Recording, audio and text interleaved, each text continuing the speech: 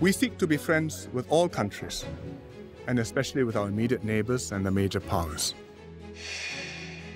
It's not always easy to be good friends with both the US and China at the same time. Our survival depends on our being able to do business with the world to deliver value to others. Advancing Singapore's place in the world, seizing opportunities in new frontiers, while strengthening regional security to build a safe environment for the nation, in and out of its borders. A look back on Singapore's foreign policy under Prime Minister Lee Hsien Loong.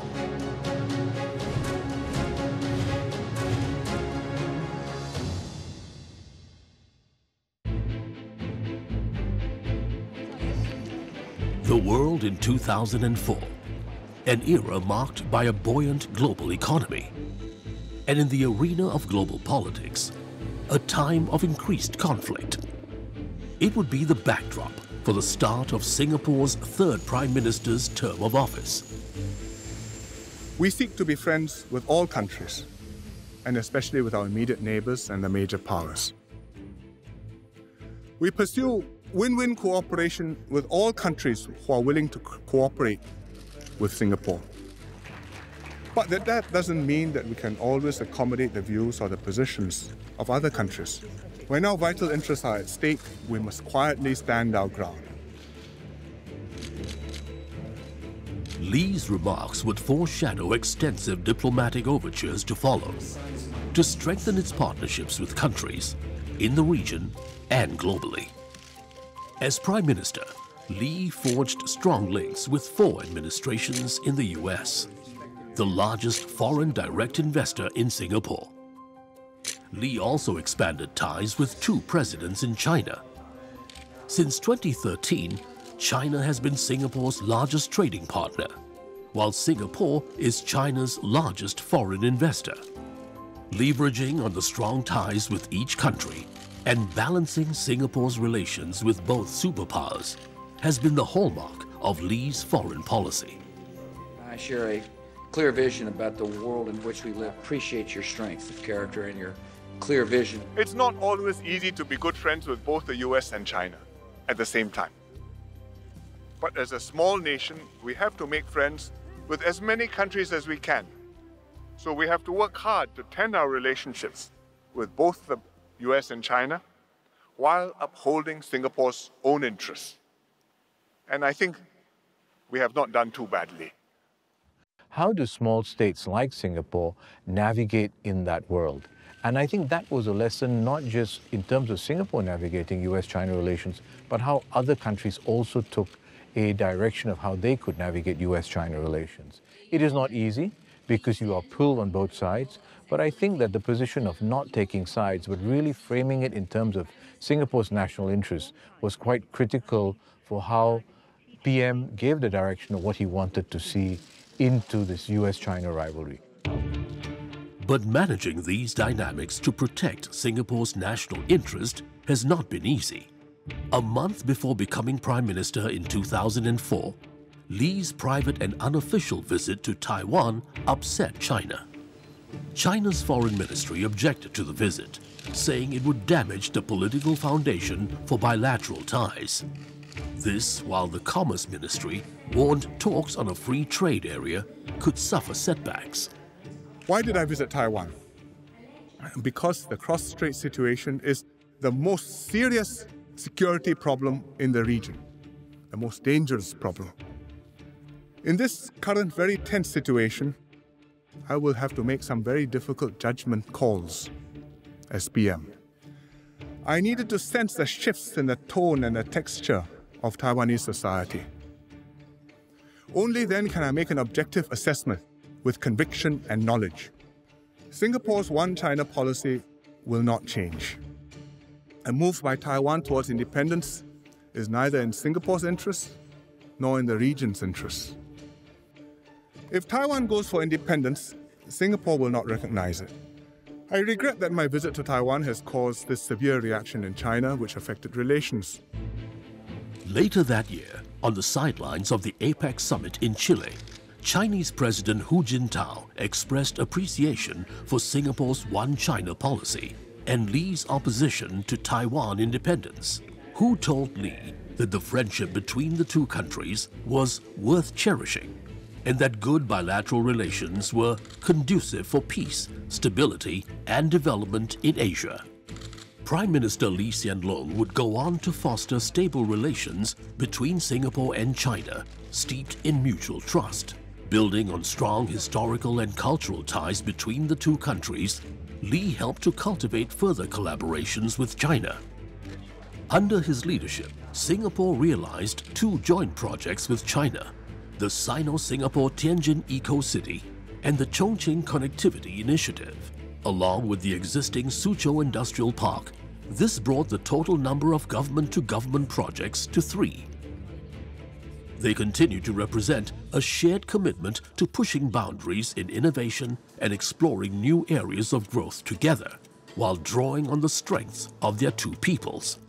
This spirit of cooperation also gave rise to the China-Singapore Free Trade Agreement, making Singapore the first Asian country to establish a comprehensive bilateral trade agreement with China. People-to-people exchanges between both nations also flourished in the realms of business, education, and tourism. Pre-pandemic, Chinese tourists grew to become Singapore's largest source of visitors, hitting 3.6 million in 2019.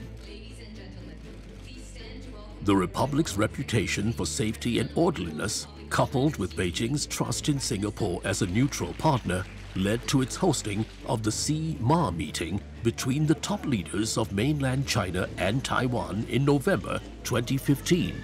The minute-long handshake between China's Xi Jinping and Taiwan's Ma Ying-jeou in Singapore marked a major milestone in the history of cross-strait relations since 1949. Apart from Taiwan, another major flashpoint in the Asia-Pacific was the South China Sea, with several countries in the region laying claim to the disputed waters. Singapore is not a claimant in the South China Sea, but it was the country coordinator for ASEAN-China dialogue relations in 2016. That same year, the Permanent Court of Arbitration ruled in favor of the Philippines, which had challenged China's historical claims. Lee and his government took a principled stand. We have no claims of our own. We don't take sides on other people's claims. China, Philippines, the other claimants. But in other ways, we do have a lot at stake. And 3 things matter to us: international law, freedom of navigation, and a united ASEAN. Singapore must support and strive for a rules-based international order. We have to depend on words and treaties. They mean everything to us. We cannot afford to have international relations work on the basis that might is right. If rules don't matter, then small countries like Singapore have no chance of survival.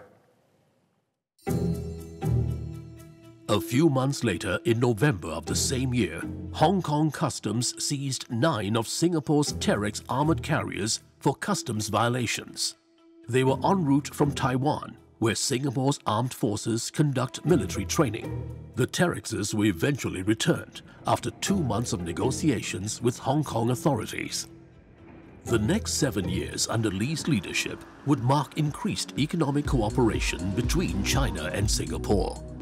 In his address to the nation in 2019, Lee expressed his views on Singapore's deep and robust ties with China. 新中关系是独特的，除了中国之外，新加坡是世界上唯一一个以华人占多数的国家。这种同文同种的优势，有助于我们延续并加深民间与文化上的交流，帮助两国建立友好的关系，了解彼此，并成为合作伙伴。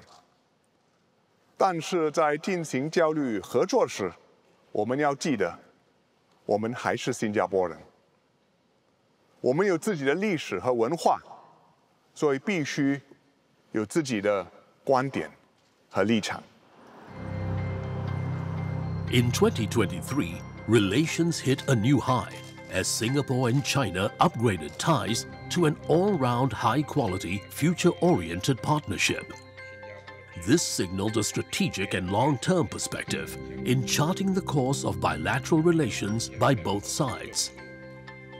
Li's visit to China in November 2023 was his first since the pandemic. He had previously strived to make yearly visits to the country. President Xi acknowledged that Li was among the international leaders that have visited China the most.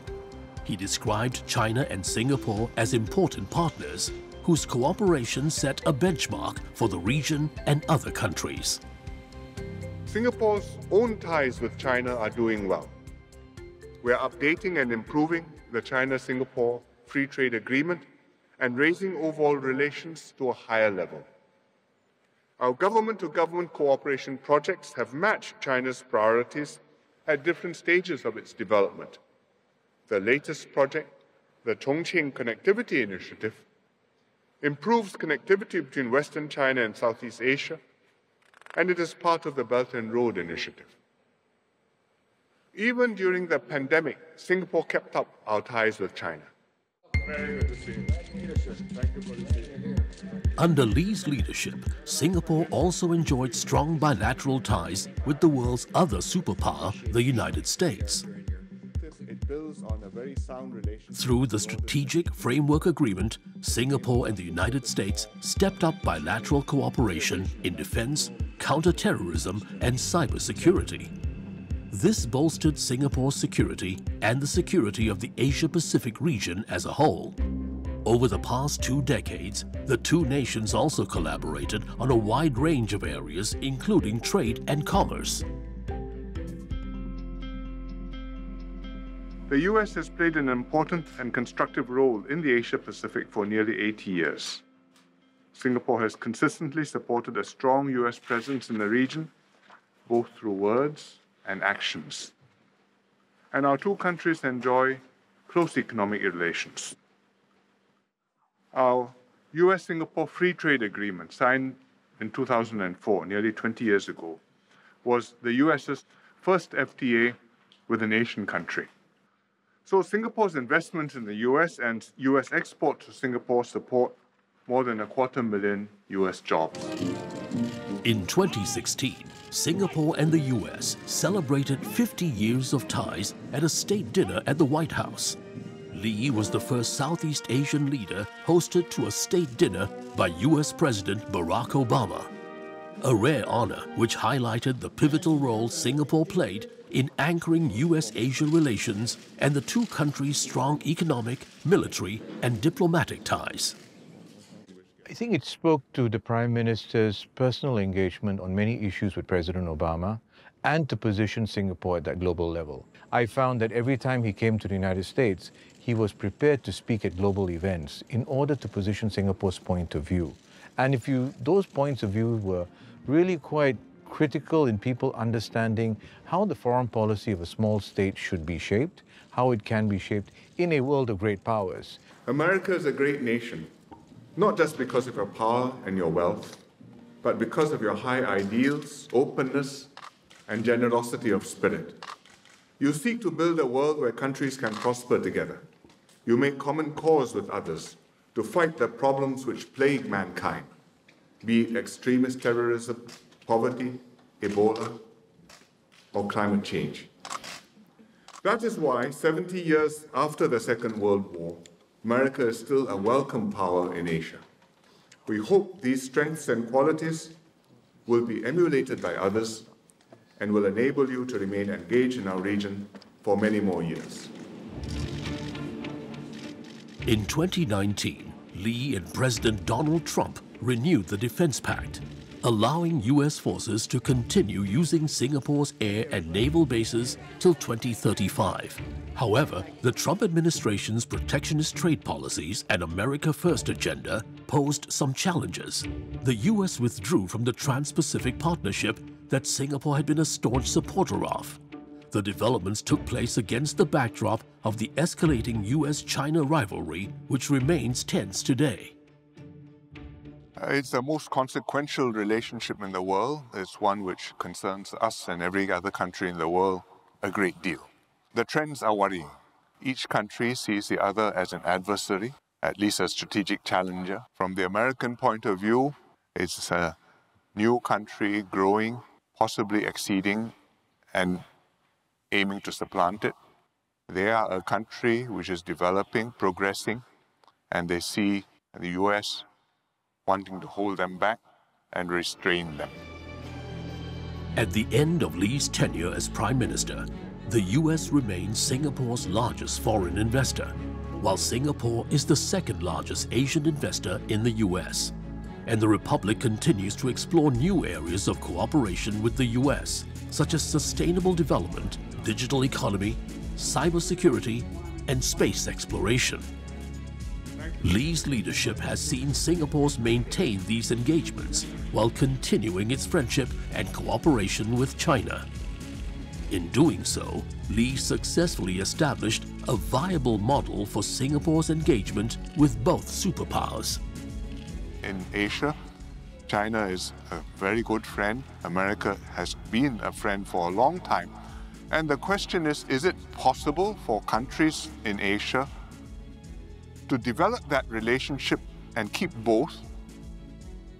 Even though some may be closer to China in their stand, some may be US allies, some may be friends of the US and have a lot of security and other cooperation with the US, but they want to keep that relationship with China because they accept that China is going to be a major partner, major player.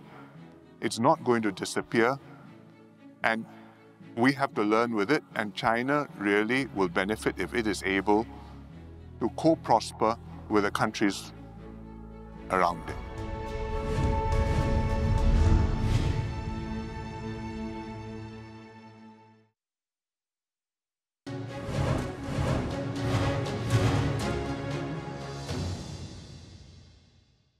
Singapore are united in our commitment to advancing regional security. As Prime Minister, Lee Hsien Loong worked hard to position Singapore as a constructive player in the global arena.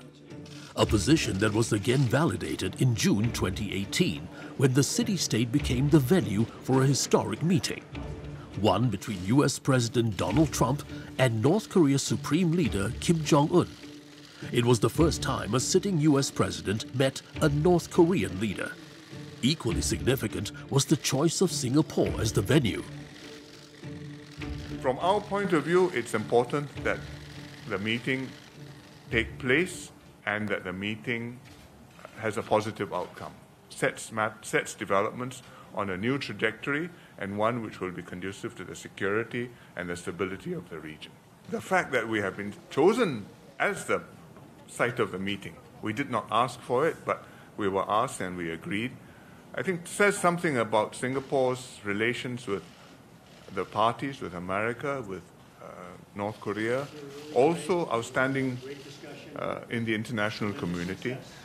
It's our contribution to an international endeavor which is in our profound interest. When President Trump and Chairman Kim came to Singapore, they were treated with great respect by Prime Minister Lee. He had separate meetings with Kim Jong-un, he had separate meetings with President Trump, in order to set the table for that meeting that they had. And Singapore has constantly tried to play that sort of neutral role in terms of bringing parties together that may have differences to try and solve some of these differences. Many of these things, the Prime Minister himself took a personal decision that this is something that we must do in order to support some of these matters. While the summit left many issues unresolved, it opened a channel for further dialogue and negotiation on denuclearization and peace in the Korean Peninsula. Lee continued to monitor developments in the region and actively engaged with middle powers like South Korea and Japan. He believed they were vital to the long-term security balance in the Asia-Pacific. These engagements opened doors to new economic opportunities for Singapore. With South Korea, Lee advanced cooperation in high-tech sectors, from cybersecurity to smart city development.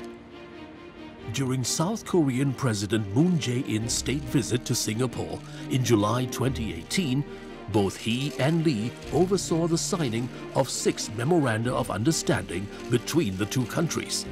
both leaders pledged to help companies on both sides realize their expansion goals. These investments build on our existing cooperation and mechanisms, but also our complementary strengths. Korea is strong in technology and innovation, while Singapore is well connected to ASEAN and the region.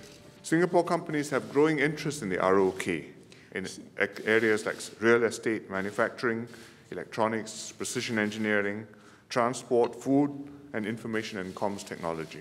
We also welcome Korean companies to take advantage of Singapore to expand into the ASEAN region.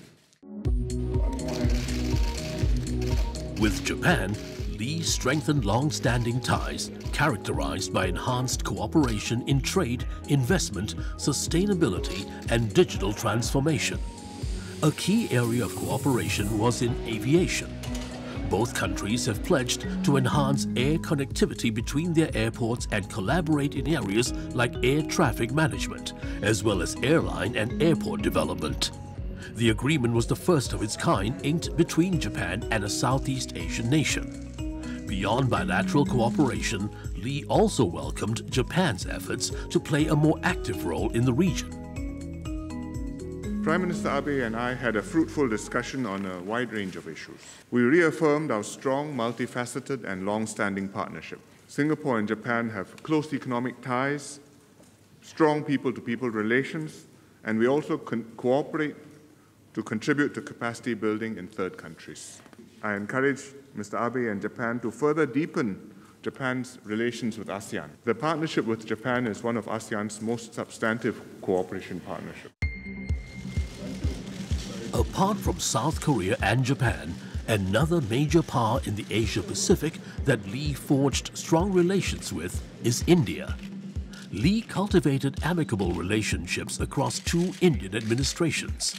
A memorable highlight that caught the world's attention, Lee's supper treat to Prime Minister Narendra Modi in 2015 when he was in Singapore. The occasion, the 50th anniversary of diplomatic ties between the two countries. Since Lee took office in 2004, both countries have also stepped up defense cooperation on areas such as joint military exercises and the co-production of weapons. But perhaps the most significant development in Singapore-India relations under Lee would be the coming into effect of CECA. The Comprehensive Economic Cooperation Agreement between both countries eliminates tariffs on more than 80% of Singapore exports to India. This has made products from Singapore more competitive and given exporters wider access to India's large and expanding consumer market. I'd like to thank Prime Minister Modi for his very strong support and personal attention and interest in this project. It shows that our economic ties are substantial and that we want to do more together. Since we signed the CECA in 2004, our bilateral trade has more than doubled from 12 billion Sing dollars now to 25 billion Sing dollars. Singapore is now the second largest investor in India, with a cumulative FDI from the year 2000 to 2016 at 36 billion Singapore dollars. In strengthening Singapore's partnerships with major players in Asia, Prime Minister Lee Hsien Loong helped promote the foundations for a more stable region, one driven by the shared pursuit of peace and prosperity.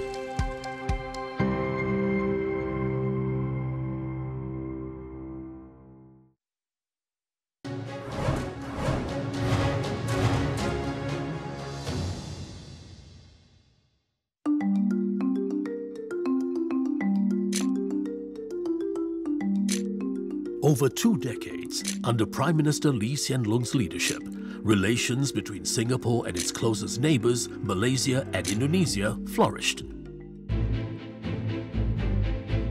With Malaysia, Lee helped resolve long-standing disputes. Since the 1980s, Singapore and Malaysia had been locked in disagreement over the ownership of Pedra Branca, a small island located at the intersection between the Singapore Strait and the South China Sea. In July 2003, the two nations brought their conflicting claims to the International Court of Justice at The Hague. In 2008, the court awarded sovereignty over Pedra Branca to Singapore and the nearby Middle Rocks to Malaysia. It is a hard issue for both sides once the issue is joined, but we agreed to refer it to the International Court of Justice, and finally, in 2008, which means nearly 30 years after the dispute started, the ICJ made a ruling. Both countries accepted the decision and did not allow it to affect our broader ties. Singapore and Malaysia, we depend on each other and we have to work with each other. But of course, these are complex relationships, and inevitably, from time to time, problems will arise. And when they do, we try to resolve them dispassionately, without affecting our wider relationship and without raising the temperature. That trust can only come about if we both sides can agree that, we don't allow some of these outstanding issues to stand in the way of bilateral cooperation. The very fact that, arbitration and referring a matter to a third party, as we identify it as a manner in which we can resolve issues, is actually a good step forward. By resolving issues of conflict amicably, both sides were able to move on to collaborate on economic projects such as the Iskandar Growth Corridor, which created opportunities for businesses on both sides of the causeway. One platform that facilitated such cooperation was the annual Leaders Retreat, which was first convened between Lee and Malaysian Prime Minister Abdullah Badawi in 2007. I see the Leaders Retreat as a very useful collaborative forum, a forum that allows our leaders to come together, especially the two Prime Ministers, to discuss outstanding bilateral issues and to identify new areas of cooperation between Singapore and Malaysia. I think PMD has always used the opportunity to try to build up the mutual trust and understanding of his counterpart. And my sense after all these meetings I've seen between the leaders on both sides is actually it's worked. There is a certain rapport. They have come to a point where sometimes they refer to each other by their first names, which tells you that they're comfortable with one another. The Leaders Retreat in 2010 saw leaders break another deadlock, this time on a 20-year-old dispute on the future of railway land owned by Malaysia in Singapore. Following the retreat in September that year, they concurred on details for the implementation of the points of agreement signed in 1990. Rail land owned by Malayan Railways was returned in exchange for joint development of prime land parcels in Singapore. Both sides would also go on to develop joint projects like the high-speed railway between Singapore and Kuala Lumpur. It will make a tremendous difference to the psychology of our peoples, to the linkage between Kuala Lumpur and Singapore, and to the overall interrelationship and cooperation between our two countries. By July 2018, Singapore had invested over $250 million on the high-speed rail project and would continue to incur another $40 million in expenses by the end of 2018. But a change of leadership in Putrajaya in 2018 saw Malaysia pulling out of the deal.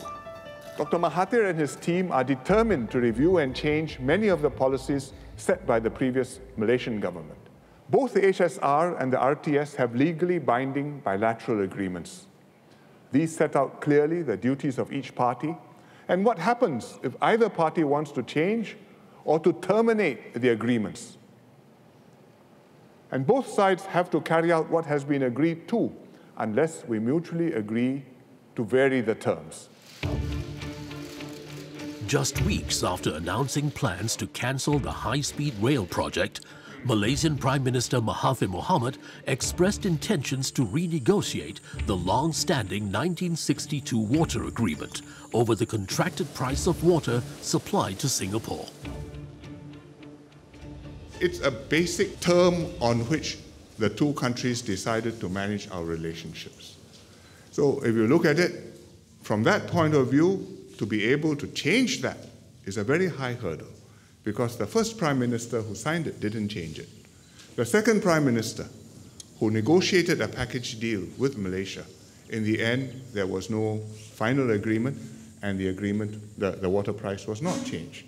So now I can understand Dr. Mahathir's perspective, but I also asked him, I hope that he'll be able to see Singapore's perspective, why this is such a sacrosanct item.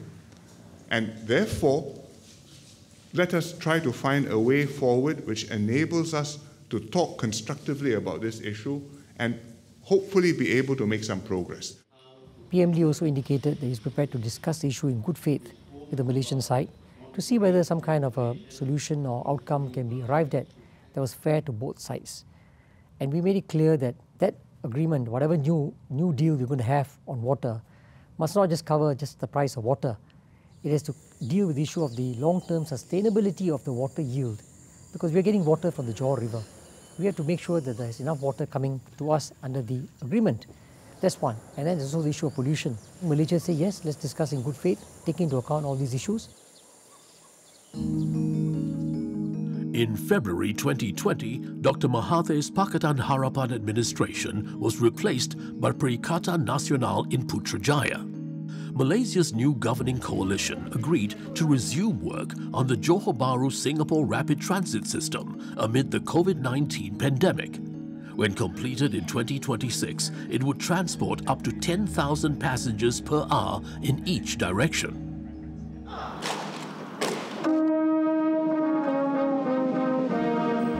Following another leadership transition in Malaysia in November 2022, Singapore entered into new partnerships with its neighbour.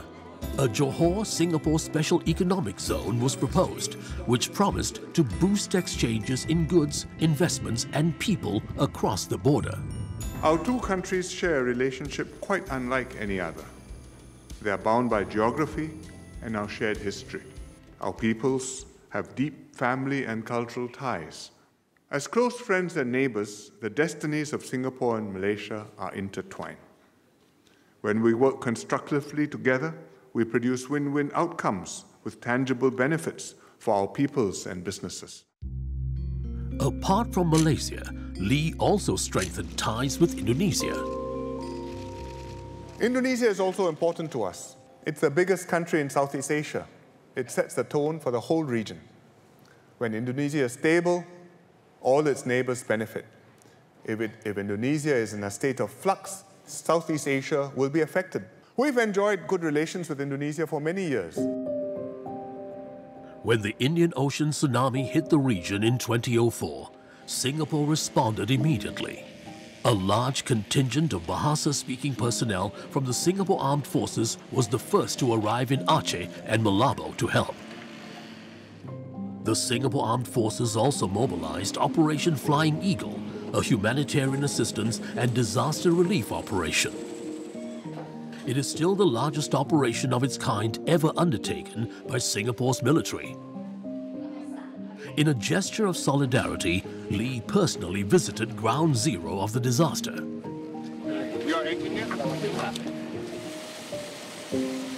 We are an island, but in fact we depend on the world. And if we don't help when other people have problems, we can't expect other people to help out when we have problems. As part of the operations, a mobile air traffic control tower was airlifted into Aceh. This to help resume airport operations as Banda Aceh's airport was damaged in the earthquake. Lee also convened an urgent special leaders meeting. It brought together ASEAN member states and key partners like China, Japan, South Korea, Australia and New Zealand, as well as top representatives from international organizations like the UN. The meeting cemented Lee's role as a constructive regional leader and highlighted ASEAN's relevance to the world. We are a small country, but we can catalyze assistance from other countries. Also because of our location, we just happen to be close to disaster areas. I think that gives us a better feel and allows us to respond more quickly and sensitively to what the needs are. The next year, in October 2005, another tragedy struck in Indonesia. Singapore sent a medical team to Bali after suicide bombers carried out simultaneous attacks across the island. Despite heightened security concerns, Lee traveled to Bali and extended Singapore's support for Indonesia's anti-terrorism efforts. We need cooperation from the people. And we need the population which will support measures against terrorism, which sometimes have to be strong measures. The two leaders discussed issues such as bilateral extradition and strengthening military ties between the two countries. The two sides would continue to work together on defense and counter-terrorism over the next 2 decades. These discussions would eventually be concluded in 2022 in the form of the expanded framework agreements. This resolved 3 long-standing bilateral issues that had been on the agenda for several decades. They included an agreement on airspace management. The flight information region for the airspace over Riau would now come under Indonesian control, while Singapore would continue to provide navigation services. The other agreements were a defense pact and an extradition treaty. All 3 came into effect in January 2024. It shows that our bilateral relationship is in good working order. Our two countries are able to work together in challenging circumstances and resolve long-standing issues in an open and constructive manner. I'm confident that we will build on these strong foundations and develop new areas of collaborations to benefit future generations, and look forward to working closely with the President to take our bilateral relations to greater heights. Terima kasih.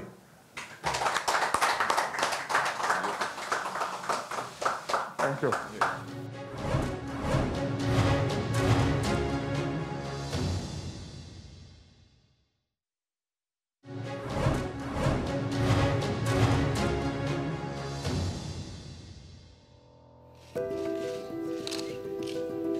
Over the course of his 20-year term as Prime Minister of Singapore, Lee Hsien Loong has consistently championed multilateralism and economic integration.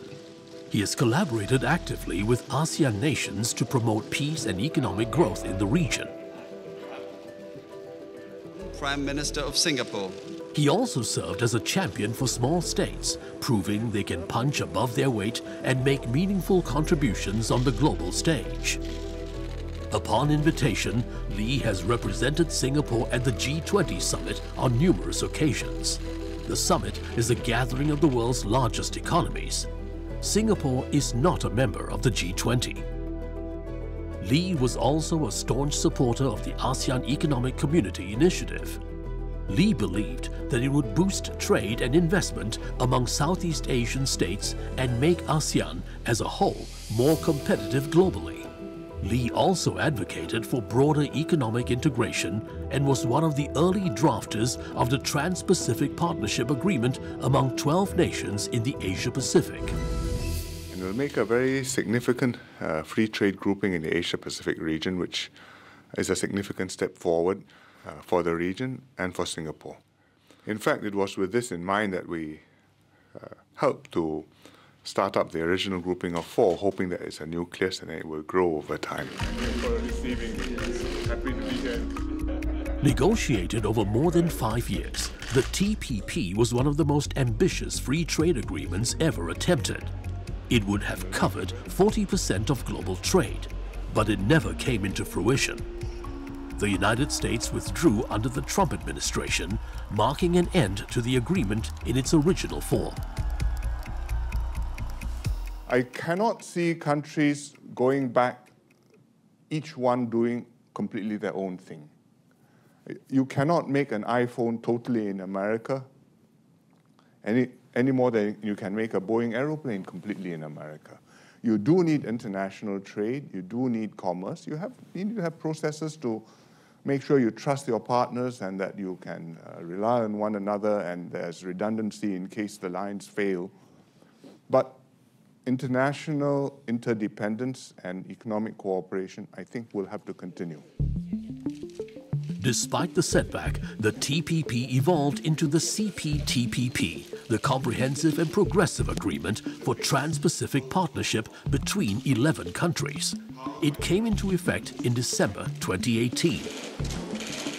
Beyond free trade, Lee also championed ASEAN centrality, emphasizing ASEAN's unity, cohesion, and proactive engagement in building up a regional community. ASEAN centrality is not just a concept, but it has led to significant forums and mechanisms to foster regional integration and interdependence. For example, the various ASEAN Plus platforms, including the ASEAN Regional Forum and the ASEAN Defense Ministers Meeting Plus, which offer countries neutral venues for dialogue and engagement. And another important ASEAN initiative is the RCEP, the Regional Comprehensive Economic Partnership. The RCEP is a free trade agreement with an open and inclusive framework. China is a member. So are Japan, South Korea, Australia, and New Zealand, all of which have close security and economic ties with the US. And so, of course, is ASEAN, which initiated the idea and brought everybody together. But one issue that would put a strain on multilateralism and cooperation was the long-standing territorial disputes in the South China Sea. Lee supported efforts to devise a code of conduct for navigating the contested waters. If it is going to be legally binding, how are issues going to be arbitrated? Where? What is the authority? What jurisdiction do we subject ourselves to? I think these are all very difficult issues. They will take a long time even to crystallize, never mind to agree upon. But it's better that we spend our time talking about the code of conduct constructively and trying to keep the temperature down than that we don't try and then just take unilateral measures which lead to escalation and unpredictable consequences.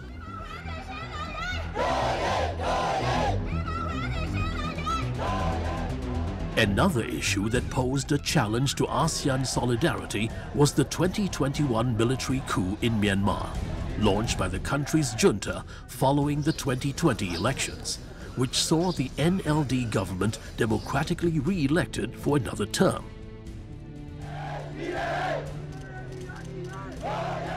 The coup and the violence against civilians tested ASEAN's commitment to core principles, like non-interference in member states' internal affairs. Lee supported a united ASEAN position on the coup, which included the formulation of a 5-point consensus peace plan and the exclusion of Myanmar's junta from ASEAN meetings until progress was made on ending violence in the country. This time, we've said, well, you remain a member of ASEAN, but at the political level, really, it's best if you don't participate because you don't have a government which is recognized by all of the ASEAN countries. If your civil servants want to attend, if officials want to come, that's okay. So, therefore, ASEAN has been able to carry on. We meet as ASEAN, always with one empty chair and a Myanmar flag down there. Well, it's a form which has enabled us to continue to do business and to continue to meet our partners, Europeans, the Japanese, the Americans, and not be held back by problems with Myanmar. Meanwhile, we are trying to engage Myanmar, and we've got special ministers form special little groups and go and visit the parties in Myanmar. And so there is diplomacy to try and nudge things in Myanmar to go in the right direction. The situation in Myanmar was one of several international conflicts that Singapore and the rest of the world had to navigate in recent times. In February 2022, Russia launched a full-scale invasion of Ukraine, triggered by Ukraine's aspirations to align itself with Western powers, including its interest in joining NATO. Singapore strongly condemned the invasion and took the rare step of imposing unilateral sanctions on Russia. Our security, even our existence, relies on countries upholding these principles. We cannot legitimize Russia's wrongful actions. Russia claims that what it calls a special military operation in Ukraine is justified by historical errors and crazy decisions. If we accept this logic, what happens if one day others use this same argument against us? Lee took this same principled approach with the Israel-Hamas conflict. Singapore condemned Hamas's attacks on Israel and kidnapping of hostages on 7th October 2023, labeling it an act of terror. At the same time, Singapore stressed that Israel's right to self-defense must be exercised in accordance with international law. The Republic also reiterated its long-standing support for a two-state solution to the conflict and emphasized its close relations with both Israel and the Palestinian Authority. The two sides have to live in peace. There's really no alternative to that. And to live in peace, the only way to get there is to have a two-state solution. In other words, for the Palestinians to acknowledge that Israelis have a right to exist and to have a nation, a state, a country, and the Israelis to acknowledge that the Palestinians have a right to exist and to live in their own country. From ongoing wars in Europe and the Middle East to the intensifying great power rivalry and a weakened global economy, still reeling from the pandemic, the global environment is strewn with conflicts and complexities that are unlikely to be resolved anytime soon. But Lee leaves Singapore in a stronger position to face these international challenges. Across 150 overseas trips and thousands of bilateral and multilateral meetings, he strived to foster friendships and partnerships with as many countries as possible.